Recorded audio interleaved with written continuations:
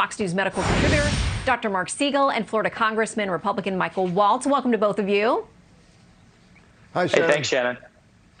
Okay, Dr. Siegel, I want to start with you because we hear the CDC director today looking very emotional, sounding like impending doom. There's more trouble coming. The vaccines have been rolling out for months, and yet we're told that's not going to solve the problem now. You have to continue wearing masks. She says another wave potentially is coming. I think people are confused. They want to feel hopeful, but what are we to make of her attitude and the news we have so far on COVID? Well, I bet she wishes she could have that back. Impending doom does not fit the current circumstances with over 3 million doses of vaccines per day going into people's arms. And these vaccines all cover the variants that are out there, all of them. That was just restudied again today. So if everybody gets vaccinated, then we're going to come out of this pandemic, and we're going to come out of it over the summer. And the other point would be nobody's counting the people that have natural immunity from having gotten over COVID. So I think you need more of a sense of optimism. And as the congressman was saying to us before we came on here, we're all moving to Florida. Why are people moving to Florida? Because the rest of the country has this impending doom over it, this cloud of doom. Well, my home state has gotten a lot of attention because of their policies. Some critics, some fans. But yeah, I've read the articles. The New York Times a couple of weeks ago said that their realtors are just cold calling, just knocking on people's doors saying, is there any chance you'll sell your house? Clearly, people have a flavor for what's going on in Florida, at least those who agree with the decisions the governor has made. He is now saying, listen, we're going to push back on any kind of vaccine passport. We're not having that in Florida. Congressman, what do you make of this conversation? The White House says it's not coming from them. They think it'll be private industry, but it sounds like they're not opposed necessarily. Well, yeah, Shannon, Governor DeSantis is absolutely right. And we keep seeing the CDC in Washington moving the goalpost and moving the goalpost and moving the goalpost. Meanwhile, as Dr. Siegel mentioned, common sense kind of reigns down here in the Peninsula of Freedom, as I'm calling it. Our unemployment is at 4.8%, right? We just had the Super Bowl. We've had the Daytona 500. We've had our kids in school, Shannon, since last August, and we don't have teachers and kids dying in the street. We're able to keep our economy open and do so safely and do so responsibly. And meanwhile, as you mentioned, people are voting with their feet on this lockdown mentality that has just taken hold in so many places. 1,000 people a day moving here, 400 a day just from New York alone.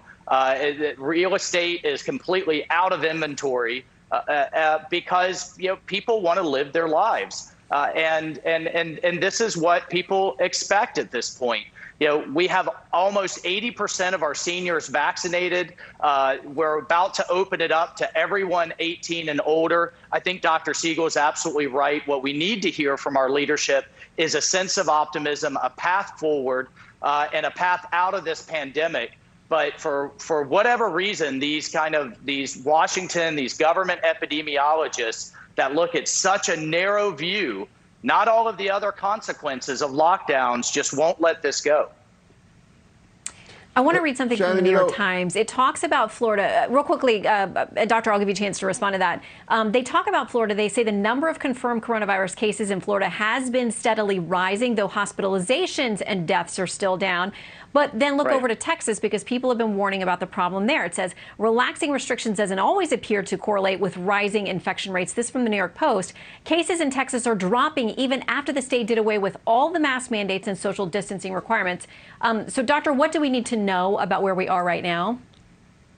Well, the most important statistic in Texas is that the rate of positivity, if you get a test, your chances of being positive are now under 5%, which is the lowest since October. It was over 10%. So in other words, there's way, way less COVID around in Texas, even as the mask mandates are relaxed. And I'm sure the congressman's going to agree. Why mandates don't work? They give you a sense, again, of superimposed doom and gloom. And maybe you're going to rebel against that, get fearful, and take less precautions. We need more optimism right now. And by the way, another point that he made to comment on here is the elderly is getting vaccinated. Didn't we say for a year that that's the group we're worried about? That's the group. 80% of the deaths are in the elderly. Well, now 70% of the elderly in the United States already had at least one dose. You know what that means? Death rate goes down, hospitalization rates go down. Now we're expanding in Texas and Florida. All adults are getting vaccinated. So the more vaccination we get, the less we're going to see serious cases. If it's a mild virus, we could live with that for a while as we vaccinate the rest of the country. We're going to see less hospitalizations and less deaths. And by the way, kids have to go back to school. I can't believe we're still talking about that. We're talking about educating illegal immigrants at the border, but the schools are still closed in some places. Hooray for Florida, having the schools open.